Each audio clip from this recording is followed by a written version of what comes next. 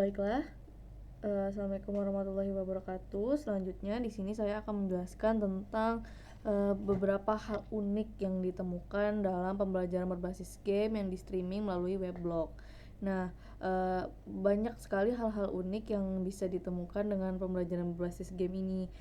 Karena seperti yang kita tahu, game itu sangat kontradiktif dengan pembelajaran ya. Karena game itu adalah merupakan permainan yang dimana siswa penggunanya itu bersenang-senang dengan game itu, bukannya belajar. Namun di sini kita menggunakan game itu untuk belajar. Nah, itulah hal unik pertama yang akan kita bahas. Nah, dalam game ini, game yang secara hakikatnya dibuat untuk bersenang-senang, untuk mengisi waktu kekosongan. Namun game di sini digunakan sebagai media pembelajaran yang dapat meningkatkan kemampuan atau hasil belajar siswa. Nah, ini sangat unik dari penggunaan game itu sendiri dalam pembelajaran. Namun tentu saja game ini disusun sedemikian rupa agar kompetensi atau tujuan pembelajaran yang ingin dicapai itu akan tercapai melalui penggunaan game yang di streaming melalui weblog ini. Lalu keunikan lainnya yang ditemukan, game itu bisa mengalihkan perhatian siswa dari belajar itu sangat membosankan, belajar itu merupakan aktivitas yang tidak menyenangkan, menjadi aktivitas yang seru dan menjadi aktivitas yang ditunggu oleh siswa, karena pembelajarannya itu nanti berbasis permainan yang tentu saja menyenangkan untuk dilakukan oleh siswa. Nah, hal unik lainnya yang ditemukan itu adalah siswa itu merasa tidak sedang belajar gitu. Dia lupa kalau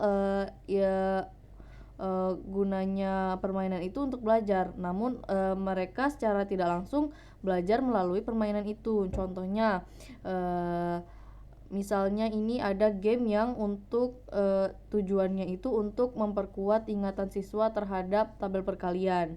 Nah, di situ nantinya game itu sedemikian rupa memuat operasi-operasi perkalian dari tabel perkalian 1 hingga perkalian 10, di mana di situ menggunakan durasi waktu yang sangat singkat, misalnya 10 sampai 15 detik saja untuk menjawab satu operasi perkalian. Nah, di situ siswa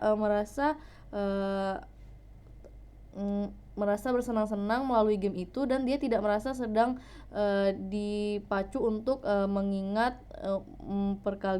tabel perkalian yang ingin dicapai dari tujuan pembelajaran tersebut. Nah, hal ini menunjukkan bahwa game itu dapat membuat siswa itu belajar sambil bersenang-senang dan membuat siswa lupa bahwa belajar atau aktivitas belajar itu merupakan aktivitas yang dihindari atau aktivitas yang tidak diinginkan oleh siswa.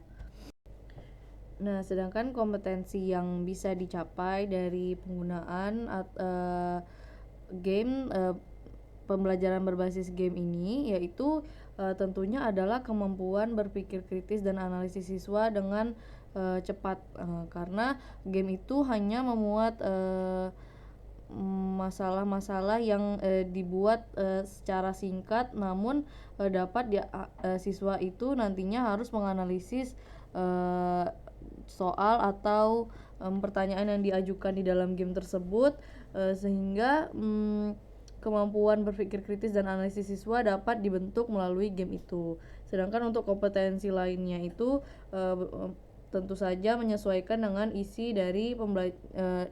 dari game yang telah disusun oleh guru untuk digunakan sebagai media pembelajaran dalam pembelajaran matematika.